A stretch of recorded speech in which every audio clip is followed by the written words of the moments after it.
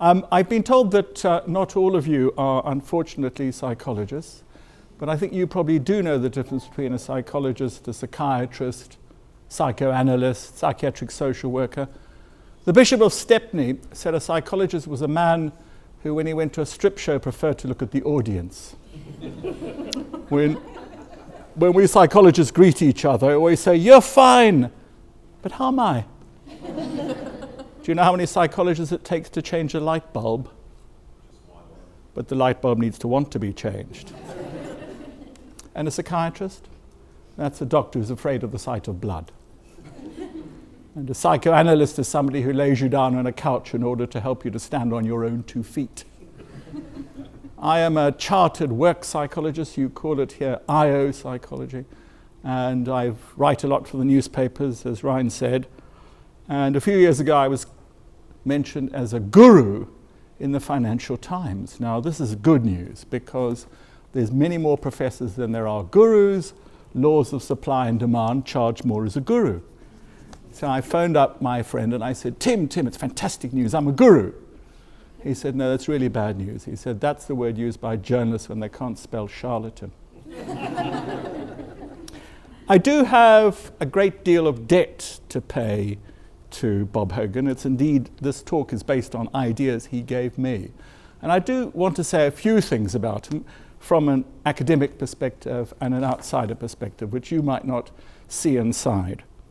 He is, as an individual, amazingly well-read and scholarly. When you meet academics, they get very narrow and they know a lot about a little. Here is a man who is astonishingly well-read. I remember we were in Oslo, we'd had a few drinks, and I said, tell me about the Norwegians, Bob. And he said, Grieg, Ibsen, Munch, the painter, the playwright, the musician, and he then expiated on these people. And he's an amazing man, and that's how he's become so, partly I think, so successful. He's also incredibly generous. He's generous with his ideas. He's generous with his time. He's generous with his money. And generosity gets repaid, you know. And I think many people, young academics around the world, have always been impressed by his generosity. He's also very brave. Some of you might see it as political incorrectness, but he says it as it is. And in the dark days when the social psychologists were ascendant, Bob spoke out and Bob stood forward resolutely and strongly. And I've always recommended and recognized the power of his bravery. He is also unbelievably unique. You name me one academic in the world who's formed a successful company like this. So he's an academic and a business person at the same time. And that's a very rare combination. And I think, he's got better over the years. They're called elite survivors. Cattell wrote his last paper when he was 96. Isaac when he was 84, writing right to the end. No sign of anything but the fire and the intellectual curiosity. And two more things. One is his amazing capacity to what I call cut the Gordian knot. Bob stands up and said, there are 3 things Freud said. And you think, really? And he goes, boom, boom, boom. You think, that can't be right. And years later you think, God, that's the best summary I've ever heard. He slashes through stuff astonishingly well. And also, he'll be remembered for many, many things. But of course, he introduced words into the psychological vocabulary. It's he who talks about getting along and getting ahead. He was the first person to talk about the dark side. And these concepts live on. So his influence is, I think, enormous. And again, I'm extremely proud to call him a mentor and a friend. So I'm going to talk about you're not going to see the slides very clearly. They're all available afterwards. I'm going to talk to some of these. And it's the relationship between the psychologist and the psychiatrist. We've always hated each other. And we've always disagreed about a number of things. But of course, the HDS is based on the DSM-4, the Diagnostic and Statistical Manual of the Personality Disorders. So we psychologists talk about the personality traits, and the psychiatrists talk about the personality disorders. And the question is, are we talking about the same thing? What is our evidence? Where is the overlap? Etc. So that's the sort of topic I want to talk about today. And it's one that has really intrigued me, starting through the HDS. Now, so I'm going to talk roughly about a brief history of personality, brief history of the personality disorders, the relationship between the two, subclinical, the dark side, and bits and pieces, and we see how we get on. There are two very great psychologists of the 20th century. The Englishman R.B. Cattell, who studied at University College London and went to America, and Hans J. Eysenck, who studied in Germany and came to the University of London. He did his PhD. They did their PhD in chemistry, here in psychology, at roughly the same time.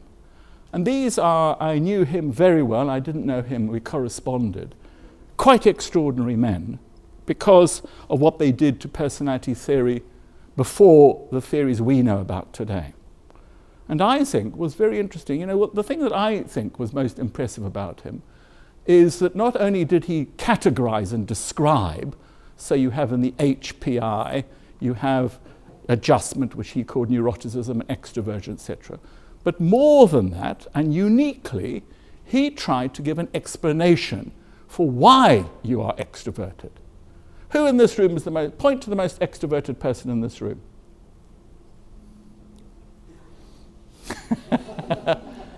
Why is she extroverted? What's the explanation? You see, the trouble with a lot of personality psychologists say, what is an extrovert? An extrovert is sociable and outgoing and impulsive and jolly. What is sociable, outgoing, jolly people? They're extroverts. So you've got a say. You've got a not an explanation. You've got a categorization. It doesn't tell you anything. The question is, why is she extrovert? Did she fall on her head when she was a child? Did her mother give her too much Coca-Cola earlier on? What is the explanation? And of course, what Eysenck did, unusually, it's still unusual, to try and explain it. You know, the MBTI people attempt an explanation. But the explanation, does anyone know Eysenck's arousal theory? I'm going off a bit of a tangent. But if you want to understand extroversion, you have to understand ADHD. You've all heard of ADHD. It's a very popular diagnosis. And the way in which you treat ADHD is what you give people Ritalin. Is Ritalin a stimulant or a depressant? It's a very strong stimulant. Now, how does that work? Why the hell should you give ADHD people who can't pay attention, can't settle down, can't do anything, why do you give them a bum full of Ritalin? Doesn't make sense.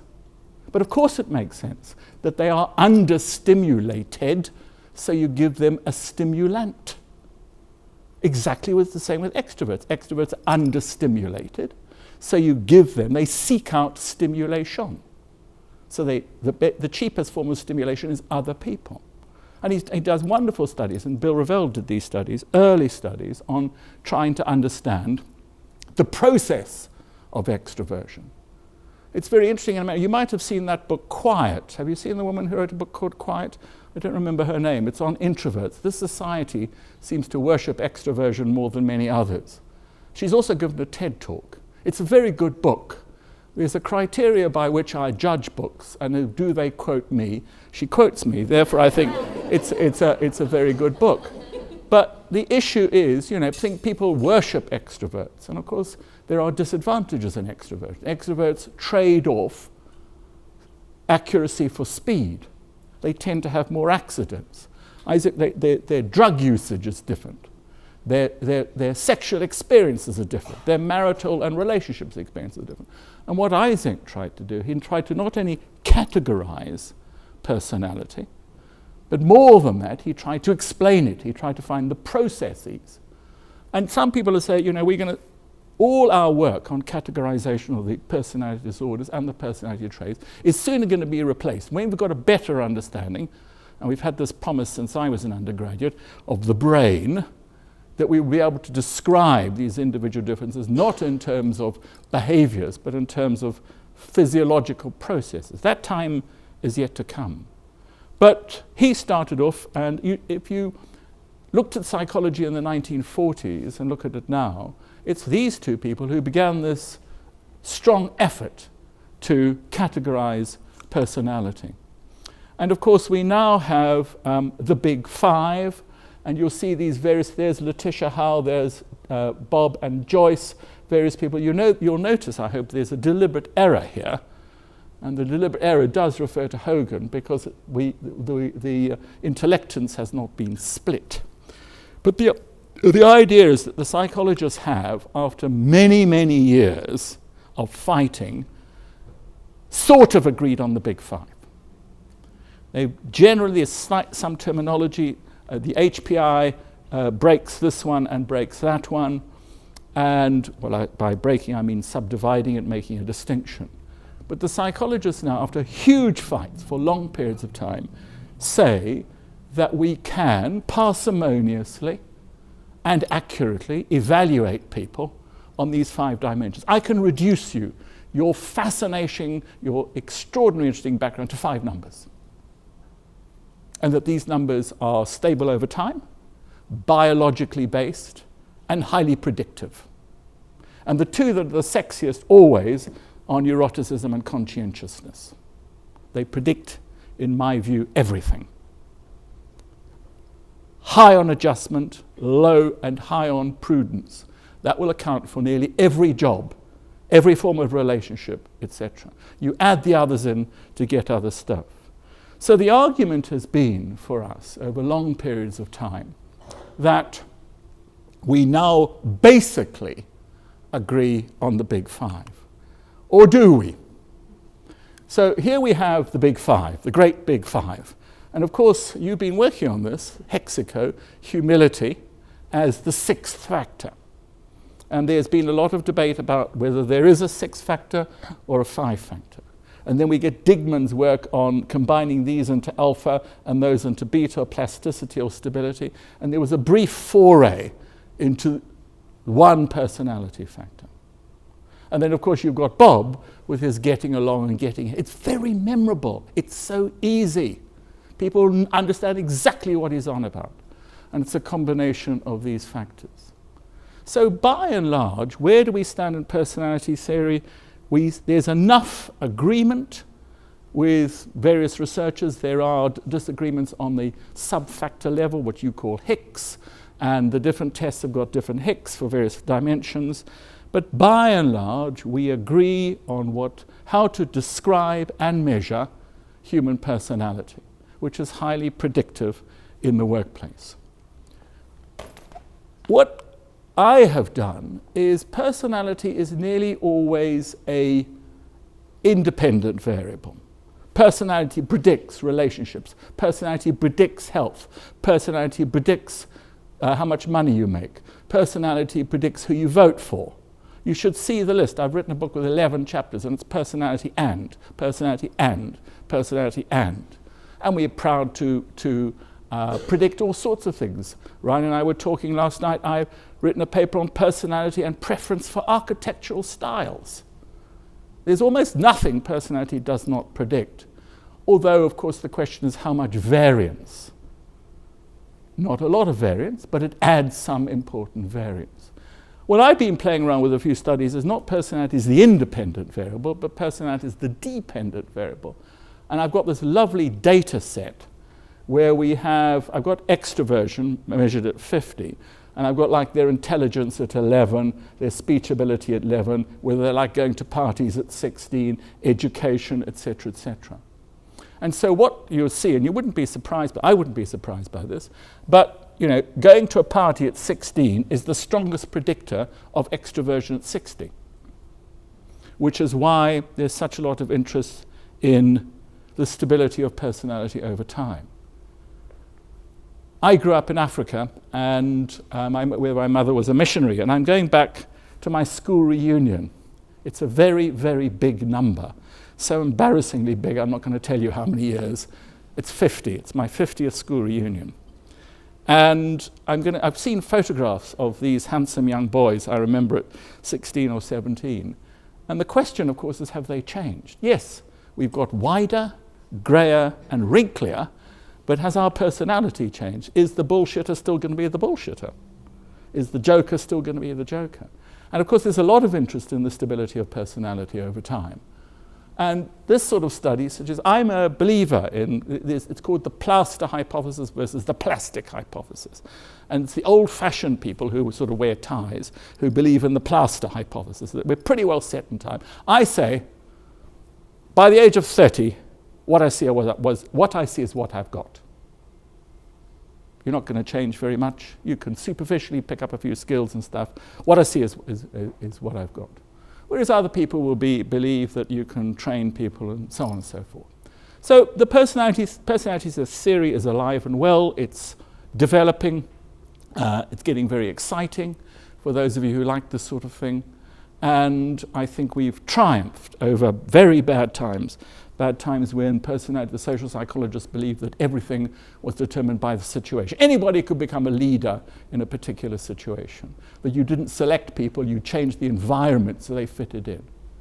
And they were wrong, because personality does make an important difference. Okay, so all this time, the psychiatrists have been interested in the personality disorders, and they play their own game. And there's something called DSM-5, and it's upstairs, and it's this thick, and it costs $90. And it's all about categorizing the personality disorders. And every so often, we discover a new disorder. My favorite story is from the 1950s, where American psychiatrists were quite keen on diagnosing people as schizophrenic. But when they went on holiday to England, they were thought of as just eccentric. And so, the diagnosis didn't seem to be very clear. One of the problems with psychiatry is the problem of reliability of diagnosis. I am a professor in Oslo, in Norway. And when I go there, do you remember this man Breivik? You are large to know about these killings. This young man killed about 150 young people.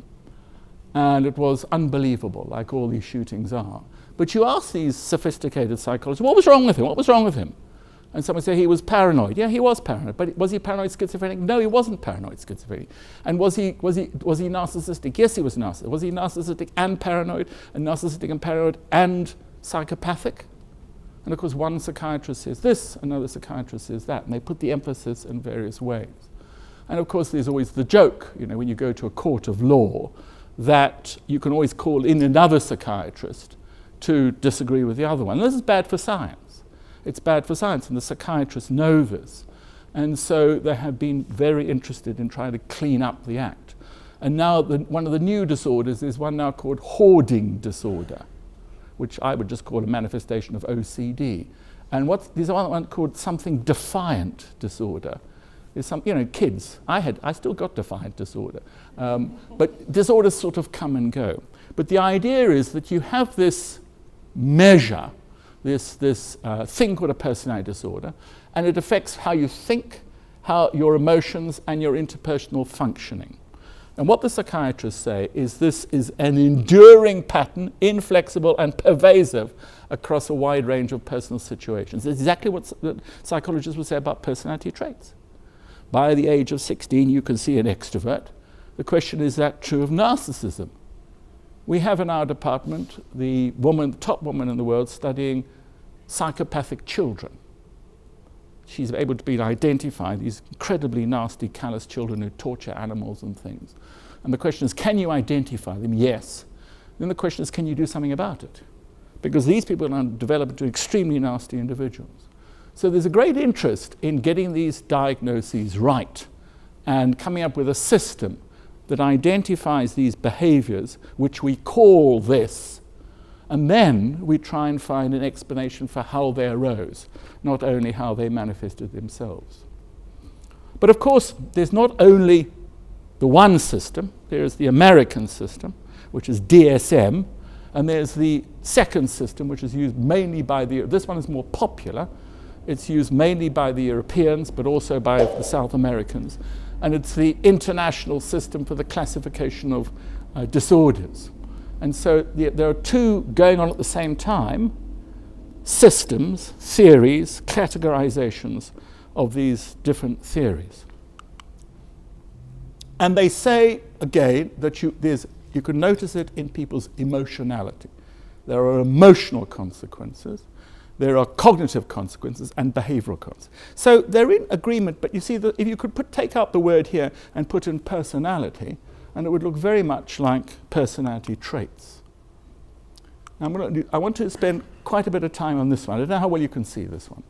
This is so in 1952, even before I was born, there was DSM-1. So the psychiatrists after the war are getting together and they say, look guys, we've got to have some system for classification. It's as late as 1951. And so we had homosexuality was a personality disorder. You probably know this in 1951, 52. So you can go to the manual and you could look up the classification of the behaviors that were, which were thought of as devious. And so here we have them, and we have cyclothymia. It's a wonderful old-fashioned word. I used to accuse my mother of cyclothymia. She used to annoy me, so we used to shout at each other. And cyclothymia is like bipolar. You're cyclothymic. You have your emotions go in cycles. And so we have here 1952. In 1968, a good year, if you like revolutions, we have what we've noticed is hysteria's been discovered. So hysteria wasn't a disorder until 1968. And of course, it's a great Freudian concept. It comes from the concept of the womb. It's associated with women's neuroticism initially. And so we have that here. And we've lost homosexuality. It's no longer, and the addictions are no longer personality disorders. They've gone somewhere else. And we have explosive personality disorder and asthenic personality disorder. Then we have 1980, DSM-3, and we've stabilized the bit. And then, of course, we have that. Then we have 1987. So this has been revised. And there's not much difference going on. A few things have dropped, and there have been what I'll put in the ex cathedra, these sort of sadistics. So we have sadistic personality disorder, occurred in 1987. So there's no sadistic here, and there's no sadistic there, but for a short while, we had sadistic personality disorder. And then we come to DSM-4, and guess what? Passive-aggressive has gone. It's no longer a disorder. I've written a paper about this. It's very interesting. It was initially designed by American psychiatrists interviewing soldiers in the Second World War. So they came across these young men who were classically what we call passive-aggressive. Now you call that, in HDS, you call it leisurely. And I really don't like passive-aggressive people, and I've met them. And the question is, why did it go away? The HDS has a concept called passive-aggressive. DSM-4 and DSM-5 have dropped passive-aggressive. And we can't resurrect sadism, unfortunately, or fortunately, depending on your taste. Now, the issue then, and this is what's so fascinating, I don't often go to bed with reading a psychiatric journal, but it was absolutely riveting around here. Because the psychiatrists were trying to revise. They were trying to say, what's the next one? Now you see, they're almost identical. They're shockingly similar. And there was a huge fight with the psychiatrists about whether we should keep the personality disorders as they were. And of course, you get used to a system. When you meet consultants, they were brought up on the MBTI. They were brought up on the OPQ, and that's the language they speak, and they can't let it go. It's your mother tongue.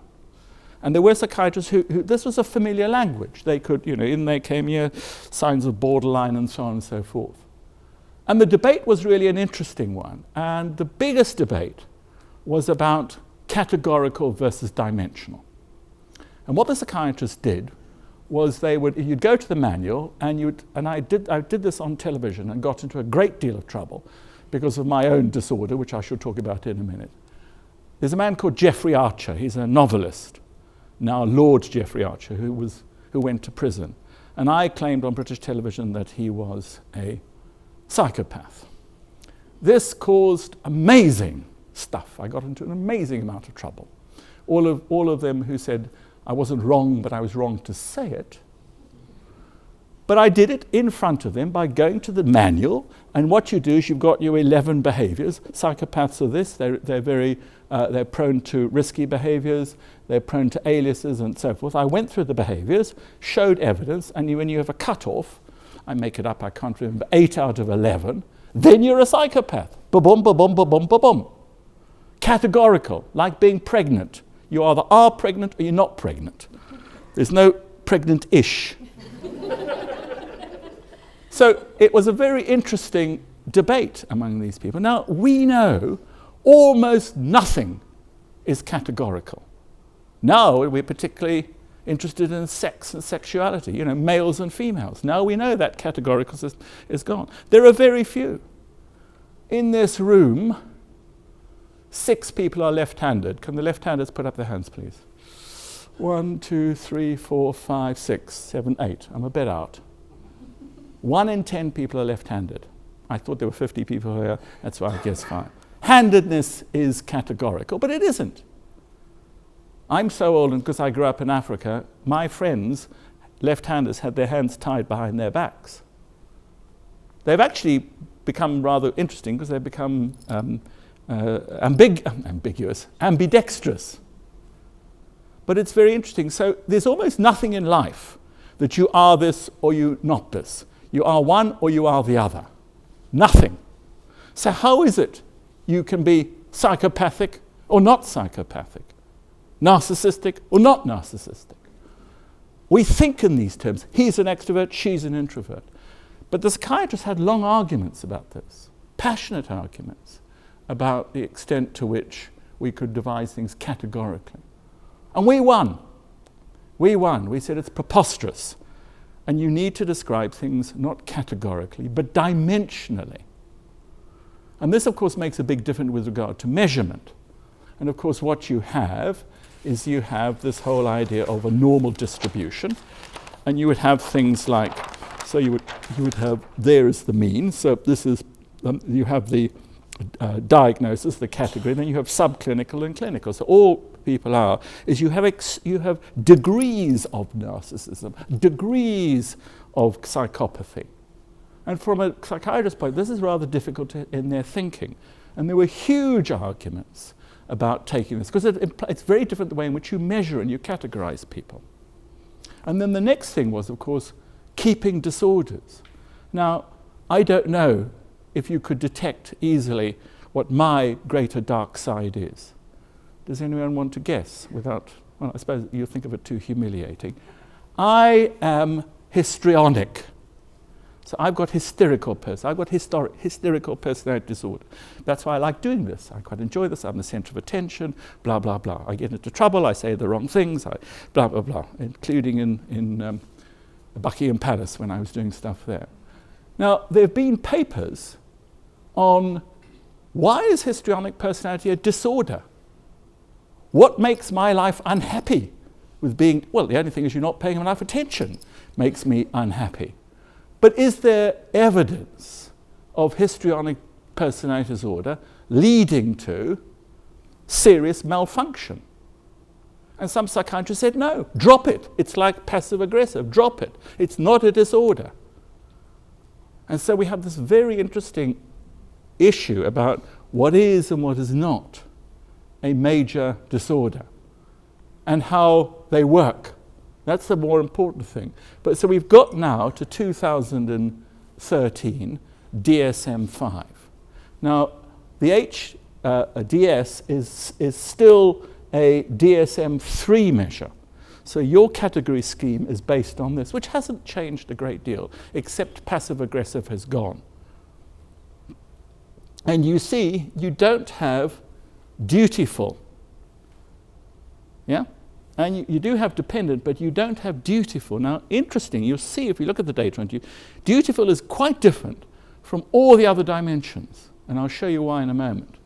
Because being dutiful, I think, has very different implications for your cognitive development and the way in which you establish relationships.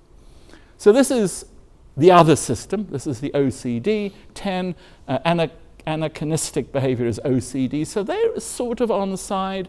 So we've got the American system and the European system, and there's enough agreement about what these disorders are. But, and it's a big but, the people who wanted to play the game of dimensionality went off on their own, and they've developed the PID-5, which is available free. You can go online, 220 items. 200, it's a long, it's quite a long questionnaire, so you can now measure. They've said, no, the personality disorders, all gone, they're 5. There's negative affect, which you could think of as neuroticism, detachment, antagonism, disinhibition, and psychoticism. Those are the only personality disorders. We're leaving all this terminology behind. We're using this new terminology. And these are what you would call hicks, or other people would call facets. Now, if I was in the business now, what I would do is I would relabel all these and do an HDS, make my own HDS and become rich and powerful like you. So I would, emotional lability, you flip it all around, and I could think of anxiousness and separation and insecurity. So now we have a very interesting state of affairs. We've got 2 sets of people playing at the same game. We've got the dimensional psychiatrists measuring 5, and we've got the old-fashioned ones measuring the 14. And the question is where we go from here, what this all leads to. And so what we have here, and this is the other system, and it says there's 4 higher factors, the schizoid domain. What do you call schizoid? What's it in your terminology? It'll come to me in a moment. Reserved. So reserved, there's OCD. And here we have externalizing and internalizing. And there's some brilliant work with a psychiatrist saying there's only 2 factors of mental illness, externalizing or internalizing. There's a sex difference, and women are more prone to internalizing, men are more prone to externalizing. So when we get cross, we go for a drive and get drunk and beat each other up, and other people get depressed and sit at home and cry by the phone. So you internalize here, you've got this lack of regard for others, this is externalizing, and there's internalizing. And then you add to that, so some of them are saying, you've just got 2 mental disorders, internalizing, externalizing, now they're fighting about with this psychoticism. So people are trying to clean up their act. They're trying to say, do these things fit together? Do they fit together in a systematic way? So this is all very interesting. And I'll tell you some interesting aspects about it. I was completely riveted by these psychiatrists having fights in the journal. The Journal of Personality Disorders is a good read. Give up your Agatha Christie, read the Journal of Personality Disorder. And what they would say, the thing I remember most of all is one psychiatrist said, what have they got in common? What have the personality disorders all got in common? And they said there's 3 things. Number 1, people can't do relationships. They can't establish and maintain happy, healthy relationships. Any relationships, at work and at home. Yeah, people get divorced. Yeah, people break up. That's how it is. But you can we know what it means to be a friend. Psychopaths don't, narcissists don't, schizoid don't. They can't do friendship, which is why I'm selecting people. Question number 1, asking them about at work. Could they establish relationships? There's a book called, have you seen this book called Snakes in Suits? Snakes in Suits. It's written by Babiach and Hare. Babiach is an IO psychologist in Idaho. Hare is a psychiatrist in Canada. And it's subtitled When the Psychopath Goes to Work. Once you've read this book, you'll never be the same again. Snakes in Suits.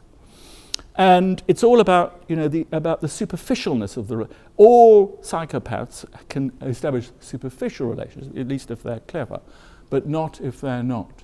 I tell you a little story.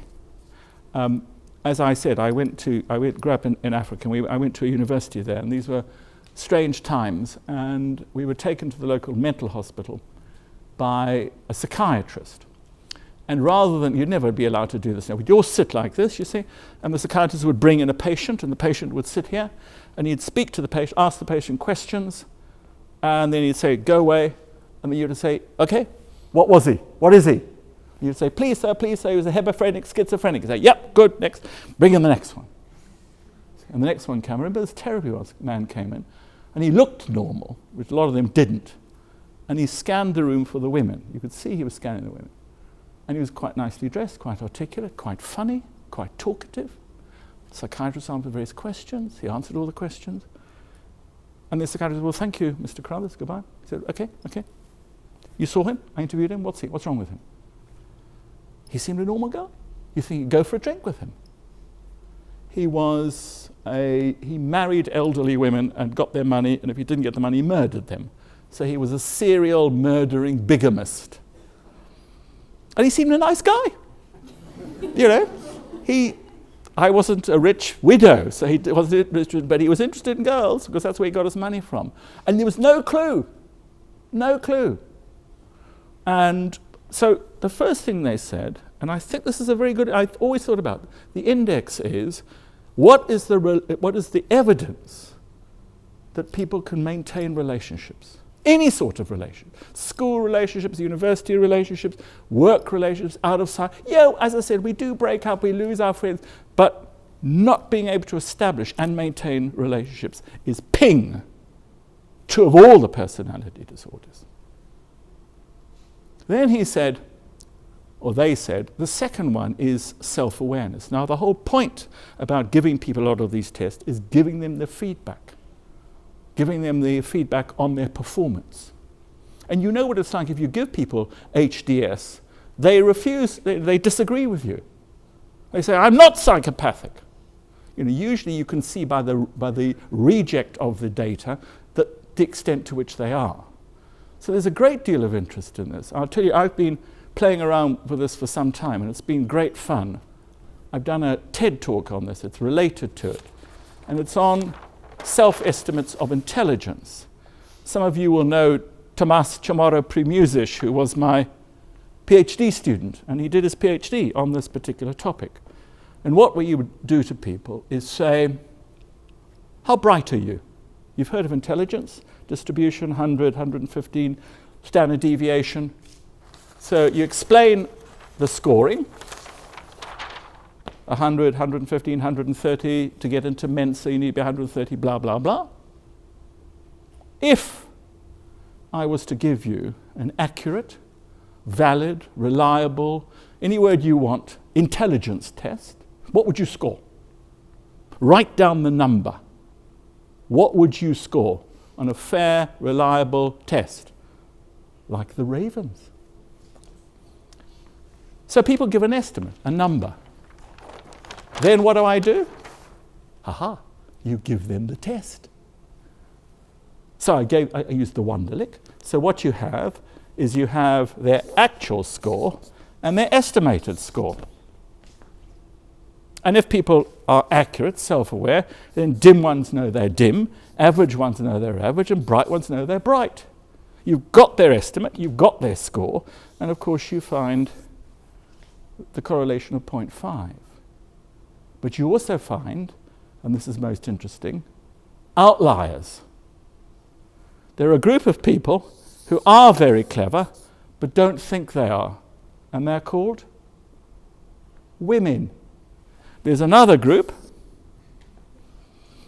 and you know who they are.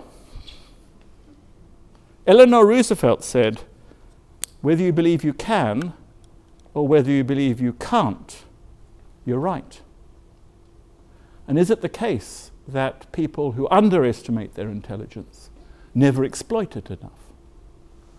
But you can do this with physical attractiveness. You can do this with mental health. Are people self-aware? Do they know how they're coming across? Have they got some sense of how other people perceive them? So that's the second dimension. Can they make friends? This is 2012, the psychiatrist saying all the personalities have in common they can't make friends, they don't know who they are, they're not self-aware. Some of them overestimate their abilities, some underestimate their abilities. And the third one is their ability to change, their ability to adapt. I did for my first degree divinity. I was going to become a priest, but I discovered women and drink, in fact on the same night, and had to give up the idea. And I can do words, and I had to go to Ireland, and I was talking to some bishops, and I'd never spoken to bishops before. I didn't quite know how to begin. So I thought I'd impress them, because I know the words. I thought I'd impress them with a prayer. And it's a prayer from the office of Complan, which is the last prayer of the last office of the day. And it goes, "Protect us, O Lord, through this night, that we who are fatigued by the chances and changes of this fleeting world may repose among thy eternal changelessness." What's it saying? Don't do anything. Have you noticed religion's not high on adaptability? Can't learn any stuff? Can you make friends? Do you know who you are? Is there evidence of you adapting? That will do, say some of the psychiatrists. So, I started getting interested in measurement. And so I spent a long time with these students. You know Reese, you remember Reese? There he is there. And we spent a long time trying to find measures.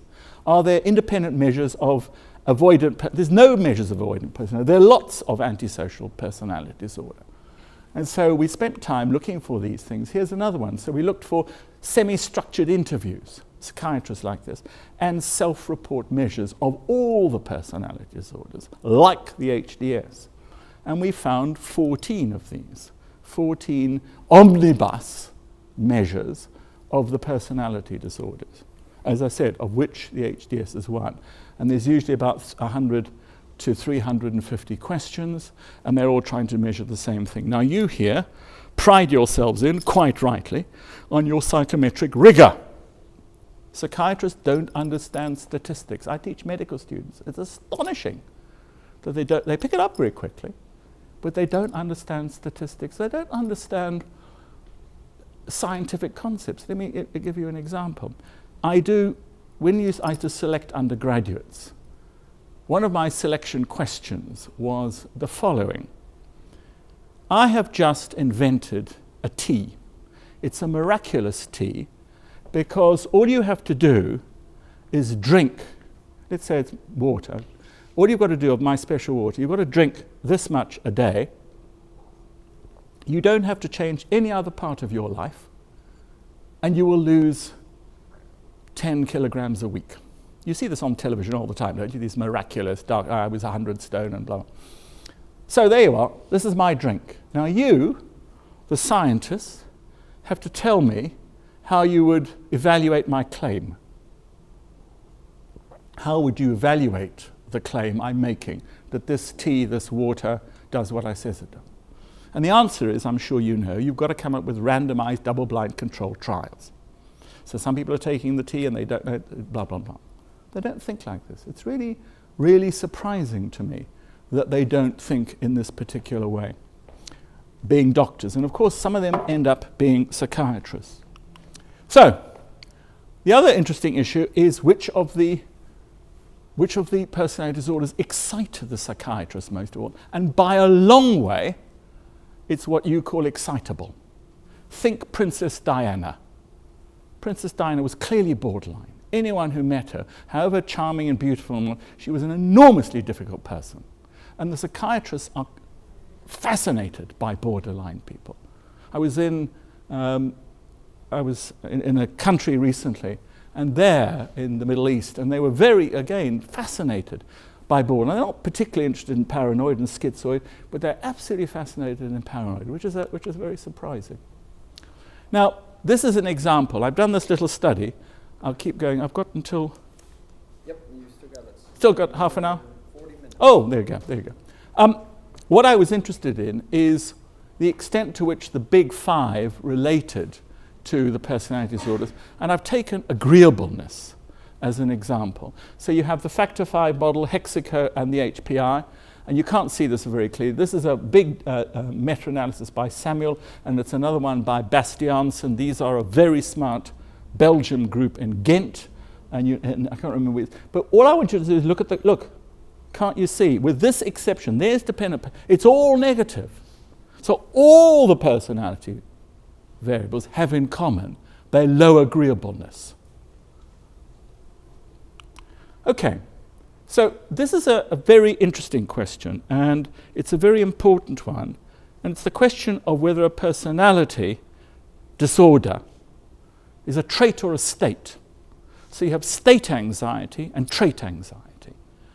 And there are those who argue, and I thought we had a little discussion before I made this presentation about whether the Hogan line is whether the personality disorders, the dark side traits are states. In other words, that situations click in, that you're not narcissistic, but under special circumstances you are. And there are those who argue that. I won't go into this in a lot of detail. You've seen that, and I won't go into this. Let's do this. Here we have the personality disorders. Here we have DSM-4, and there you have HDS. 1997, that's when I first met Bob and he's a riveting speaker, as I'm sure you know, funny, witty, insightful, and I'd never seen this before, and I was astonished by it. There is a book, I would strongly recommend this book, by Oldham. Oldham is the world's expert on personality disorders, and Morris, and it's called The Personality Self-Portrait, and it's written for lay people. So it's written for the manager, it's written for the, people would say, my God, now I've understood my husband. I've had this hundreds of times. I bought 6 copies of the book, and they've all been stolen or taken away. And they've done exactly the same thing as Bob did. They take the concept and change the wording. So we have borderline, classic, excitable becomes mercurial. Now this man Miller is a clinical psychologist, American clinic, and it's published by the APA. He wrote a book. And then Dottlich and Cairo. Bob's very angry with Dottlich and Cairo, who stole all these ideas and wrote a book called Why CEOs Fail. And it's just a complete rip-off of this. But what these people have tried to do is they've tried to explain or describe the personality disorders not in the heavy terminology of psychiatry. So you can get, now they become quite interesting. So, avoidant becomes, Bob calls it cautious, you call it cautious, Oldham calls it shrinkers and excessive caution, oddballs, etc. So there's passive-aggressive, leisurely, spoilers, passive-resistant. And there's narcissistic, self-confident, preeners, arrogance. Antisocial, mischievous, adventurous, predators, mischievous. Here I am, colourful, dramatic, emoters, and melodramatic. And so what people have tried to do is they've tried to say, can we educate ordinary people in the terminology of English or everyday language, not in the heavy-going, what's schizotypal? You never use the word schizotypal. And the question then becomes, it's helpful for people to understand it, but it's helpful for people, particularly as managers, to use it. And as a consequence of this, I think what I have always said is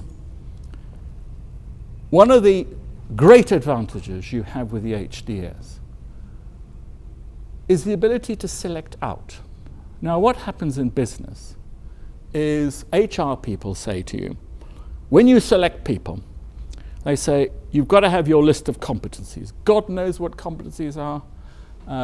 McClelland was the man who used the word first in the 1973 paper. I think it's a muddle.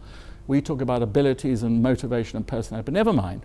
They say, you've got to have these competencies. We've got these unique competencies. Nonsense. They're all the same. You've noticed that? Every company's got the same. Though they use different, and they've spent tons of money with consultants coming up with their consultancy. And then they say, what you've got to do, you've got to find evidence, lots of evidence, behavioral evidence, that they have these competencies. That's your job. That's what selection is. Decide what the competencies are that predict the job, God knows how you do it, and then find behavioral evidence that you know what they are. Yeah, okay, that's all right. Now, what's wrong with that? What's wrong with that is that it's all select in. Selection is easy. Select, reject, good and bad. It's not that difficult. So you select the good people and reject the bad people. Hey, hey, hey. You make a mistake if you reject the good people you never know about. And yes, we all make cock-ups. Look at the divorce statistics if you want a selection decision mistake. We collect a lot of data on that before we make a decision and we get it wrong. And all the selection people do this. They select in.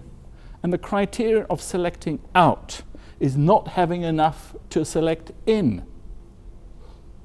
Whereas, of course, you have the option of looking for things you don't want. I teach the military. I teach the British military. They're wonderful people to teach. They're extremely clever. Teach them at a very senior level. And I was talking the other day, and I said, I'm a professor. I don't have a serious job. I shuffle bits of paper around and stuff. But there are serious jobs, like a nuclear submarine captain. And there was one sitting there, a nuclear submarine captain. That, boys and girls, is a serious job. You make a mistake, pff, Moscow goes, or we hope Brussels. It's a very serious job, a nuclear submarine captain, and they look at nuclear submarine captains carefully. I teach the British police, and our police are not armed. They're increasingly armed, but our police are not armed. And if you want to be armed, you have to go on a special course. And all boys want to jump out of helicopters and go butter, butter, butter, butter, butter. So you look at these people who want to do butter, butter, butter, butter with the machine guns. If you want to go on a course involving butter, butter, butter machine guns, you have to go be assessed. And they're looking to select out, not select in. They're looking for dark side, not bright side. Because if you've got too much of something, it's bad news. And related to that, of course, is the really important concept, I think, that Bob has, or the HDS has, of optimal versus maximal. So when people talk about selection, they have this assumption that it's linear, that you have whatever you're measuring, whatever competency it is, that is how it works. That the better you do, success is related linearly to the competency, as opposed to optimally or curvilinearly. And so the idea is that the personality disorders might serve you well at a particular level. Hence you have no threat, how does it go? No danger, whatever. So, something like no risk, exactly. So we have this interesting position here. Now this is, okay, so we have descriptions, strengths and weaknesses. We don't have weaknesses anymore, I'm sure you know that. We have strengths and developmental opportunities. Hey, hey, hey. So scrap that and off we go. So there's another man. This is a very interesting man. He's a coach. He's a Adlerian. No, he's a Kleinian. You know, you have Jungians, Kleinians, Freudians, Adlerian. He's an Adlerian. What did I say? He's a Kleinian. And he has written a book very recently, and he describes, so we have the personality, antisocially, of course, the chummy manipulator, passive aggressive, the playful. So all these guys are on this game at the moment. It's terribly well, it reads like a novel. There's no statistics associated with it. But there's a lot of people doing the same thing. They're saying, here are the psychiatric disorders. We need to let people know what they're like and need to discuss it. And then, of course, there's the issue of the higher order clusters. So we've got 11, TSM-4, we've got 11. Can we cluster them into 3 groups? And so the psychiatrists put paranoid, schizoid, and schizophrenic together. They're called odd and eccentric. Dramatic, emotional, and erratic are, so there's cluster A, cluster B, and cluster C. And this is testament again to Bob reading Karen Horney. Now, if any of you are feminists in this room, you must read Karen Horney. If you want a feminist perspective on psychology, she's way ahead of anybody else. Horney and Klein, both neo-Freudians, extraordinarily interesting woman, books of amazing erudition. And it was she who talked about, as I understand it, moving away from, so it's a need for independence, moving against a need for power, and moving towards a need for love. So Eysenck would talk about neuroticism, psychoticism, and extroversion. But that's where you get this idea. So we say, from the HDS, I can get 3 scores, and I can predict things on the basis of these 3 scores. Now, this is the work of Rob Kaiser, and I think this is wonderful stuff. I think he's an amazing man. Do most people here know him? Isn't he astonishing? I think he's incredible. And he's got this idea of how the different clusters manipulate people or influence people. The cluster A people use intimidation, B use seduction, and 3 use compliance. And so we've got a lot of this stuff now on the personality disorders. So we've got to the stage let me just go back 1 second. We've got to the stage of the psychiatrist thinking now much better about the classification and description of the disorders. Well, I was very fortunate in having some friends who work in consultancy, and when they run assessment centres, they logged the data. And they were using the NEO, and I persuaded them to start using the HDS. And they had a wonderful data set. In the end, it was 16 to 18,000. And they let me have this data set. And one of the consultants has got 24 papers with me, of which he's not written a word. But that was the deal that I would give him. That was the deal. And of course, they're all anonymous. And I'm not sure, where the ethics committee stands at the moment. But one of the things I was interested in doing was taking some of the HDS scales, like skeptical, and seeing to what extent. So I always have age and gender, demography, social desirability, and then the big 5. And my question is, to what extent the big 5, how much variance I can explain in predicting skeptical. So I've published a number of these papers. I don't know which one interests you. Mischievous, so that's psychopath. So not much with age and sex, not much with social desirability, not much with age and sex. You get a lot. So what are psychopaths? They are not at all neurotic. They're highly extrovert, very disagreeable, very conscientious, not very conscientious. If you want really the profile of someone you don't want to have a relationship and don't want to work with, it is high neuroticism, low agreeableness, low openness, and low conscientiousness.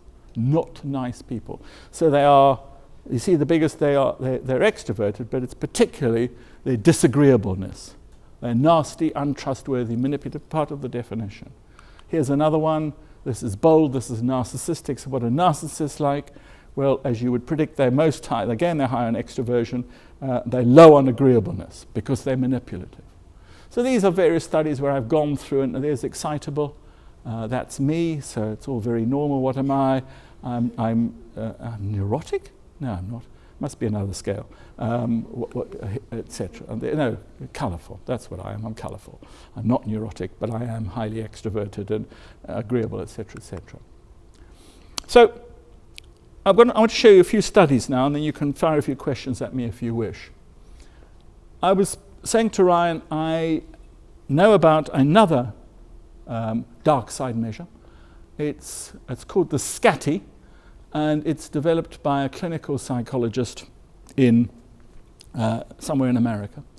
And he's got this 14-item scale. He's got these variables, and he gave me permission. So he's given me permission for free to use the scale on condition that I don't use it, I don't sell it to anybody. And I had a very unusual student, a very attractive male student, who was an actor. And I forgot the name of the film he was in. If I remember the film, you might even know who he was. But he was very charming, and he took a number of years to do his degree because he kept on being called back to Hollywood to do stuff. And he was very interested in actors. I play bridge with actors. And indeed, because of my hysterical personality disorder, at one time I flirted with the idea of becoming an actor. And the question is, what is the dark side profile of actors? And so what we have here is we have cluster A, cluster B, cluster C, according to DSM-4, and we have males and females, and you can see where the big differences lie. So this is sex differences, actors versus non-actors, actors versus non-actors, and you see bad news. They're psychopathic, they're borderline, they're histrionic. With females, the prediction is they're very histrionic, like me. Attention seeking, emotional regulation, all that sort of stuff. And we got quite a big group. We got a group of about 180 professional actors. And in this other study, we looked at other dependents. So we talked about what they rating their general acting ability, to what extent they could do improvisation. Have you ever tried doing improvisation? It's like playing charades. Play charades. Whether they could cry on cue. I was asked to do this once. It's very interesting. Whether you could, they will look at you quite clearly for tears. And my, I don't know why I'm talking about this, but my bridge partner, his father was killed in the Second World War in a submarine, and he was drowned. And he says, I can bring this to my mind. And within a minute, he was weeping. I can do it. I can do that. Laughing on cue, well, you have to judge that. And desire for fame. Look at desire for fame. Hey, narcissism. Narcissism wins the day. It got a lot of publicity, this scale, this questionnaire. But let me show you about 4, and then we can have a little debate. Because a lot of my friends left academia, became consultants, they collect data. And I'm very privileged to have access to various groups of data. And they've collected all sorts of interesting things. This is the man Crump. He's got 23 papers with me. And one of the things they measured was extent to which you got promoted. So here you are all in Hogan. How long on average does it take for you to be promoted? Who's got an answer to that? 2 years, 5 years? Does it differ depending on what part of the organization you're in? Some of you are an X, and some of you are senior X's, and some of you are executive X's, and some of you are heroes of the revolution. The question is, some of you will get promoted faster than others, yes? Oh, well, I hope so, because otherwise it's not based on any form of ability or whatever. But the question is, why? What predicts the speed of your promotion? So what we had is we have a study, so we have sex and age, years to manager, and years to senior manager. Now this is based on a large N. I can't remember what the N is, well over 8,000, and it's based on different companies. Now you could say there's all sorts of confounds. Yes, there is. But on the other hand, you could say you've got much better generalizability. So rather than just a big company where all sorts of factors come into play with promotion, you've got across a wide range of individuals. And so what we have is we have the NEO. GMA is intelligence. It's an intelligence test. And we have here the famous dark side, the HDS, and social desirability. And so the question, this is years to manager and years to senior manager. So a positive correlation indicates slower. Neurotics don't get promoted as fast. Extroverts get promoted. Extroversion helps you along the track very well. Now do I think Bob's right splitting extroversion into ambition and sociability? I'm not sure. I think split it into sociability and impulsivity. But impulsivity later went into psychoticism. So why do extroverts? Well, the answer is, of course, is social confidence.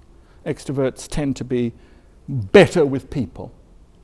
They tend to be more comfortable around people, more familiar with people. They tend to be happier. Stable extroverts, one of my colleagues, one of my excellent PhD students, she's quite funny because she said, I don't believe in all this. She did a PhD on all this. She said, I don't believe in this. She said, there are only 2 types of people in the world. Drains and radiators. And I think it's lovely. Drains, you know what a drain is like. Sort of people suck the energy out of, suck the enthusiasm. They're a pain in the arse. They're always complaining. They go around like a typhus Mary of gloom, casting it everywhere. And there are radiators, happy people. People to be with. People who can have fun. People to see the good side of stuff. And, it's neurotic introverts who are drains and stable extroverts who are radiators. But the data say that here, that what you have quite clearly is extroverts get promoted. Now look down the dark side.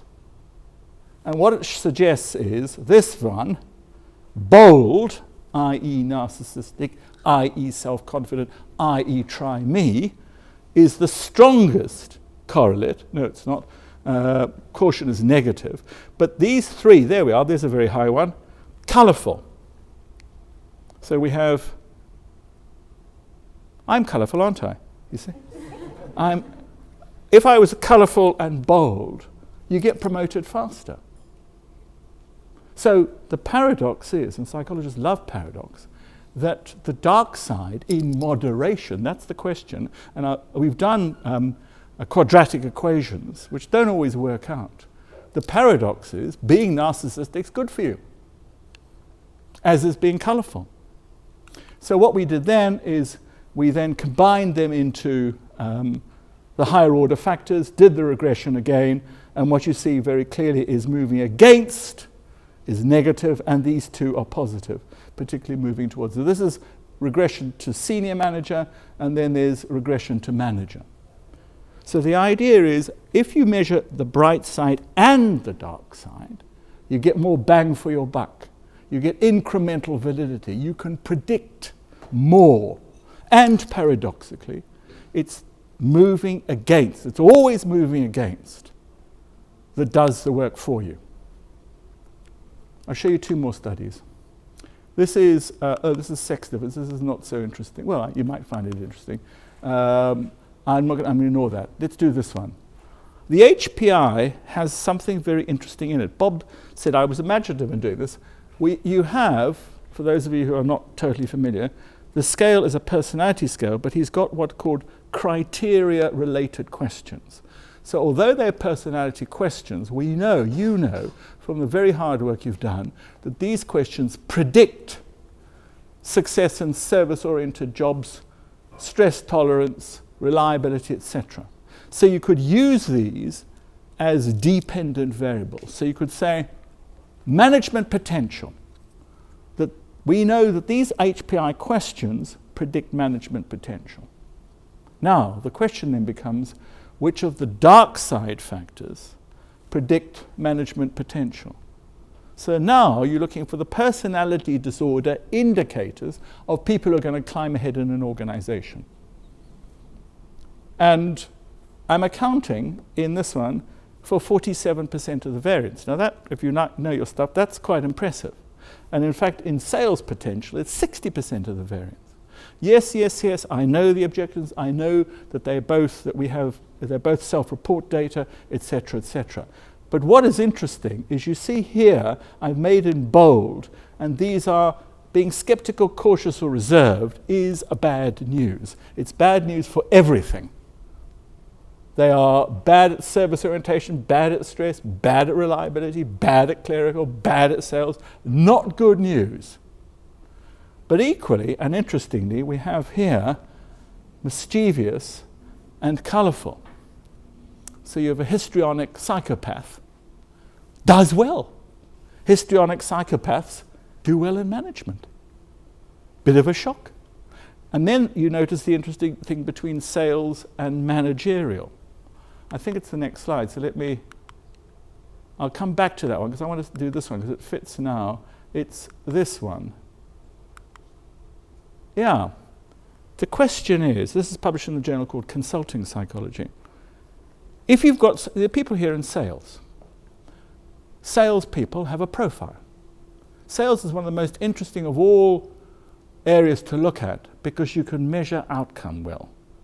You can't measure outcome well in many other aspects, but you can because you can look at the number of sales, you can look at profit, you can look at all sorts of interesting, really hard data. And the question is, what can you predict? Can you promote? Should you promote salespeople into managerial roles? My wife used to work for Bain and Company. So she's very clever, my wife, a lot cleverer than I. We met at university. She's a psychologist, but she wisely went into business. It's very interesting business. She worked for Mitt Romney. Does that impress you? Do you remember Mitt Romney? It's a name from the past, the Mormon, Bishop Mitt Romney. She said he was phenomenally clever and phenomenally cold. And he did her appraisals. And anyway, that's got nothing to do with any of it. And she got a job as the strategic planning director of a cosmetics company called Avon. Have you heard of Avon? Ding Dong? Well, what was interesting about Avon is it was incredibly badly run. And the reason why this has been recorded, isn't it? It's a long time ago. And what they did is they promoted salespeople into managerial roles. And it was quite obvious, salespeople are very interesting. They're very different from managers. The criterion by which they work. I'll tell you one little vignette. I will hurry up. But the question was, how could you get salespeople didn't like doing their figures. You do the sale, you've got to go through all this bureaucratic shit. They didn't like doing that. So the question was, how could you persuade salespeople to do their figures? And she came up with this brilliant plan of what you do is, they said, if you're a salesperson and you get your figures on time to finance for a year, get them into the habit, you and your whole family could go on holiday to Barbados for a week. Why was it so clever? The wives put pressure on the salesmen, or the husbands put pressure on the women. Anyway, that's got nothing to do with anything. The question is, should you promote salespeople into managerial positions? Will they do okay? Well, no. Or maybe not, because this is the sales potential, this is the dark side of the sales potential, and this is the dark side of managerial. And although there are some similarities, there's also dramatic differences. It has to be a very special salesperson that you predict into management, because they're not suited to it. The criteria for being good at sales is not the same criteria for being good at management.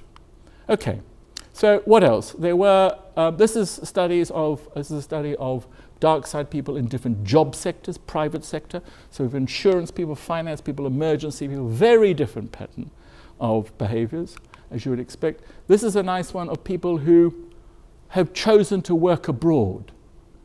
So you choose to work, and what's the profile like of those who choose to work abroad versus those who different? So the not abroad are higher on cautious. I won't go into that. I'll show you two more and then we can have some further discussion. You know Dave Winsborough, I think, who worked here for some time. We've got this data, we've got New Zealand data. This is one of my Greek PhD students, and this is one of my Danish Greek PhD students. And we looked at a number of studies. This is aggregated studies where we looked at success in high-level jobs and the dark side. So it's like a meta-analysis. It's not a meta-analysis, it's a systematic review. And you see, colourful, isn't this good news? It's me. Colourful do well. In two of them, bold do well. So narcissistic, psychopathic, histrionic people do well in business, and these people do not. Okay. What's the final one? I can't remember. This is regression onto achievement. No, let's not do that one. This is the last one. This was a fun study done by one of my interesting Greek students. And we gave people descriptions of the personality disorders. We didn't use Hogan. We used that book I mentioned, written by the psychiatrist, and it's written in easy language, not the language of DSM-4. So we never said, we said this is person A, person B, person C. So we gave the descriptions, and then we said, well, what would the ideal job be for? So here is Mr. X or Miss X, and here is the criteria. So you have the narcissist. And we said, write down what sort of job you think they would do well at. And it's hugely fun. So narcissists, management, sales, CEO, law, marketing. Avoidant people, clerk, accounting, PA, management, doctor. Schizotypy, artist, writer, astrologer, scientist. So they pick, this is vocational guidance for people with the personality disorders. Here is sadists. What? The best job for them is management. Followed by it's true, isn't it? Followed by the military, medical, security, police, and athlete. Huge fun. Okay, you've had enough of me. It's time to have a nice drink. Let me draw some sort of conclusions. The number and higher order classification of the personality disorders is still in dispute. I am captivated by this. It's so interesting seeing personality disorders come and go. And what we're doing is we're doing classification, taxonomy. Taxonomy is the beginning of science. And so the psychiatrists are worried about this. They're trying to do their best with the help of psychologists who are much better at it. We've been at it better, longer, and we know much better things. It's still not clear. Like passive-aggressive's gone. Sadism is gone. Others are coming in. What are these disorders? What is the dark side? What is the comprehensive picture of the dark side. Researchers, but not clinicians, accept the spectrum hypothesis, dimensionality. We've given up. Nothing. It's like MBTI, introvert, extrovert. That's why they say to you, oh, last time I did this, I was an introvert. Now I've changed. I said, nonsense. It's the unreliability of the measure, and you've got 2 scores, and we've crossed the line. We think typologically, but everything is a spectrum. The personality disorders and the personality traits show logical overlap. Most PDs are low neuroticism, high neuroticism, and low agreeableness. So you can take adjustment, what do you call agreeableness? Interpersonal skills, and those 2 alone will suck up a lot of the variance of dark side, in my view. So if people won't do a dark side, combine those 2 scores, and you've got a good index of general personality disorders. The HD dominates the PDs of the work literature. You have the most unique test in the world. I'm a huge fan. I say to people, I can't imagine selecting a CEO. I can't imagine doing coaching without using the HDS. How do you do it? It is the most, and the quality of the reports, I'm speaking to the converted, the quality of the reports is astonishing. I know. I've seen all the others. I've tried to copy them, for God's sake. They're brilliant, astonishingly good, particularly when you look at your competitors. The HDR, and there is evidence of the dark side success at work hypothesis suggesting that cluster B moving against others correlates with work success in moderation. So darkness in moderation can bring forth light. Amen. Should we have some? Do you have questions, or should we mill over wine? Let's do a few questions. I'm curious what you think about the construct of humility, knowing what we know about some of the derailers. And yes. What do you think of humility? As an hexaker, as in the concept of humility. I, for a long period of time, didn't think it was worthy of putting in the big 5. I'm beginning to change my mind. But I think there's true humility and fake humility. You know, the British are particularly good. You people say, oh, I was terribly lucky to win the Nobel Prize, and that sort of thing. And that's this sort of fake humility. There is genuine humility, and you see it in, you know, there's been these studies on what's called servant leadership, and on boss. It's the opposite of arrogance. That people are genuinely, but too humble is not good either, because it means you don't push yourself forward.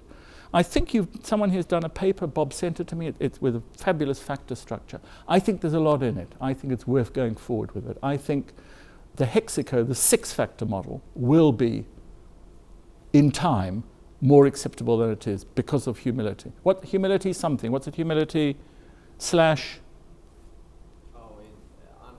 Honesty, humility. Yes. Any more, sir? Dr. Furnham, just a quick question. Have you ever looked at any of our invalid profiles on Hogan and correlated? Invalid profiles? So we have a validity scale. Yes. It just struck me as maybe something that yes. an interesting study if you looked at that with PEs or with some of the SCADI or DSM diagnostics. Remind me what validity measures? Well, it's a measure on the HPI. It's items that we have included to detect careless or rash. Oh, yes, I have. Yes, I published a paper on that scale and on latency, speed of response. Because there are measures, some people measure, that's how you measure lying. You've not got to lie, yours is, you have a social desirability scale.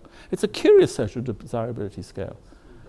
I looked at it, I wouldn't call, you know, Isaac has questions like, have you been late for an appointment? Do you always wash your hands before a meal? Have you taken credit for something?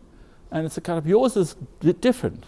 It's part of your sort of item collection phenomena. And yes, and it has, I don't remember anymore, but it makes a lot of sense, particularly with the dark side. So.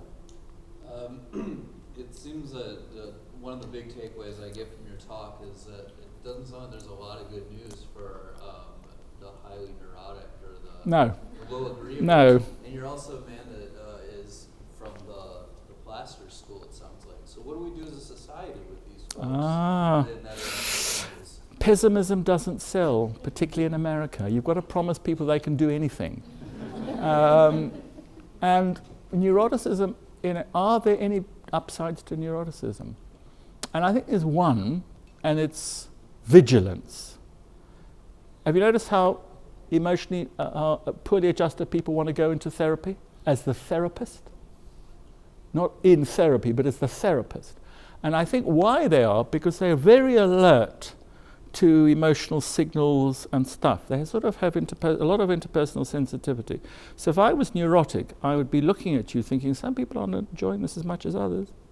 He's not having much fun. And I'd be astute. So vigilance for me. But can you teach?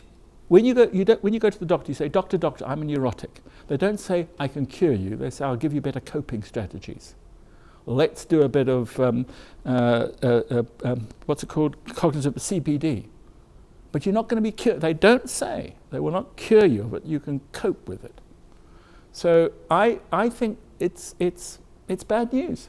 I think you can find jobs. Well, what's the job for a neurotic? Let's work it out. There's actors, you live, and therapy. That's the world of neuroses.